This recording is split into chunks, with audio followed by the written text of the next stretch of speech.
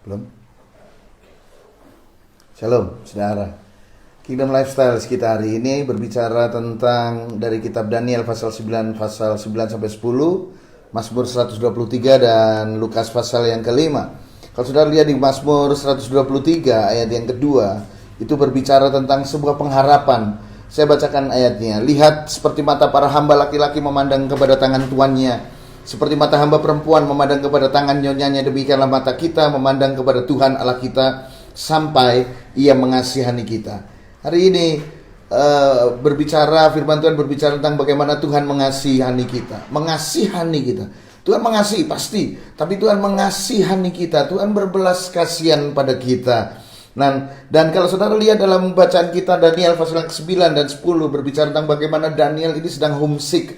Ketika dia membaca kitab, dia menghitung berapa tahun pembuangannya. Di pasal yang kedua di pasal yang ke-9 Daniel menghitung pembuangannya masih berapa lama lagi, karena dia rindu tempat kediamannya bersama dengan Tuhan, karena dia dalam pembuangan. Dan di situ dia menyadari bahwa semua pembuangan itu atas kesalahan bangsa itu sendiri. Makanya Daniel bersujud dan meminta ampun pada Tuhan. Dan Daniel pasal yang 10 ayat yang ke-12 Tuhan menjawab. Saya bacakan itu, Daniel 10 ayat 12. Janganlah takut Daniel, sebab telah didengarkan perkataanmu sejak hari pertama engkau berniat untuk mendapat pengertian dan untuk merendahkan dirimu di hadapan Tuhan Allahmu, dan aku datang oleh karena perkataanmu itu. Nah, mari saya beritahu buat saudara, ada hal-hal dalam kehidupan kita memang kita benar-benar hanya berharap belas kasihan hanya pada Tuhan. Kita hanya benar-benar berharap belas kasihan pada Tuhan, sebab semua yang kita usahakan sudah tidak ada hasilnya. Semua yang kita usahakan, semua yang kita kerjakan sepertinya tidak ada hasilnya. Dan bukannya kita malas, bukannya kita tidak berusaha, bukannya kita tidak berdoa, bukannya kita tidak menjaga hidup kita, tetapi semua sudah kita lakukan dan tetap kondisinya tidak berubah dalam hidup kita. Nah, mari saya beritahu buat saudara, yang saudara perlukan ketika saudara menghadapi hal yang seperti itu adalah apa? Saudara berharap belas kasihan Tuhan.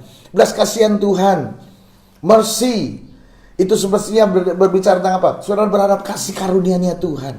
Hari ini mungkin saudara sudah bekerja segiat mungkin, saudara sudah berdoa, saudara sudah berdoa puasa, saudara sudah didoakan, saudara sudah menjaga hidup. Tidak, semua yang benar saudara kerjakan, semua yang saudara pikirkan itu berkenan di hadapan Tuhan saudara kerjakan, tetapi belum ada pertolongan datang dalam hidup saudara. Saya memberitahu buat saudara, yang saudara perlukan adalah kasih karunia Tuhan. Yang perlu saudara perlukan adalah belas kasihan Tuhan. Mungkin saudara sakit, mungkin saudara mengalami tekanan dalam hidup saudara. Saudara yang sakit, saudara sudah berusaha sedemikian rupa, saudara pergi ke banyak dokter, spesialis, bahkan sampai ke luar negeri, dan tidak ada hasilnya. Semua tetap saja tidak ada sesuatu perubahan. Mari saya beritahu saudara, yang saudara perlukan bukan dokter yang lebih baik, yang saudara perlukan bukan obat yang lebih mahal, yang saudara perlukan bukan uang yang lebih banyak, yang saudara perlukan bukan pertolongan yang lain, kecuali yang saudara perlukan adalah kasih karunia Tuhan. Sebab ketika Tuhan berbelas kasihan kepada saudara, ketika Tuhan berkasih karunia dalam hidup saudara, segala yang mustahil itu menjadi tidak mustahil, saudara.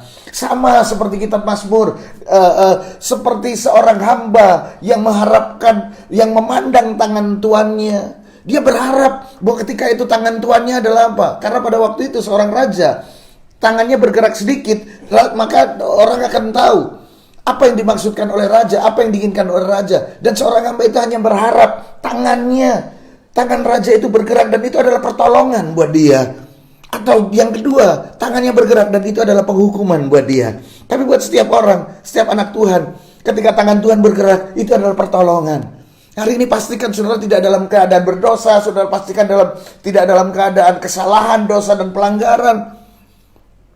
Dan saudara sudah melakukan semuanya, yang saudara perlukan cuma satu, kasih karunia Tuhan. Memang ada pengajaran hyper grace yang kebablasan, saudara. Tetapi bukan berarti saudara harus meninggalkan kasih karunia. Bukan berarti karena ada pengajaran yang keliru, yang kita anggap keliru, maka saudara harus melupakan semuanya. Sebab kasih karunia yang diperlukan oleh dunia ini, saudara diselamatkan oleh karena kasih karunia, saudara diberkati oleh karena kasih karunia, saudara memiliki kerajaan sorga cuma karena kasih karunia, bukan karena usaha saudara. Dan makanya dalam kitab Lukas pasal yang bacaan kita hari Lukas pasal yang kelima, bagaimana murid-murid Yesus awalnya sebagai penjala ikan, tetapi oleh karena dia mendapatkan kasih karunia, maka mereka dinaikkan derajatnya menjadi penjala manusia. Seorang Lewi, bayangkan seorang Lewi jadi pemungut cukai, saudara. Tetapi karena dia berjumpa dengan Tuhan, dia mendapatkan kasih karunia, dia dikembalikan posisinya kembali. Hari ini mungkin saudara berada di tempat yang bukan tempat saudara. Ada anak-anak Tuhan hari ini yang saudara menderita. Ada anak-anak Tuhan di sini yang saudara hari ini saudara mendapatkan kesulitan demi kesulitan.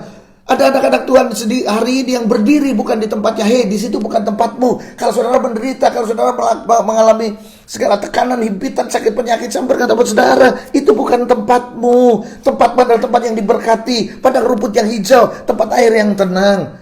Hari ini kembali pada Tuhan dan terimalah kasih karunia itu. Buat setiap anak-anak Tuhan, buat setiap saudara-saudara yang tidak melakukan dosa, kesalahan dan pelanggaran, tapi hidupmu masih dalam kondisi kesulitan, saya beritahu buat saudara, bukan usaha yang lebih keras lagi, karena saudara sudah melakukannya. Kalau saudara belum, lakukan lebih keras lagi. Tapi kalau saudara sudah melakukan usaha yang paling keras, usaha yang paling maksimal saudara kerjakan dan belum terjadi sesuatu, yang saudara perlukan adalah kasih karunia. Hari ini, mari tengadahkan tangan saudara kepada Tuhan dan katakan pada Tuhan, Tuhan, aku perlu kasih karuniamu, aku perlu belas kasihanmu. Have mercy on me. Itulah kerendahan hati Kingdom Lifestyles hari ini. Tuhan Yesus berkati saudara.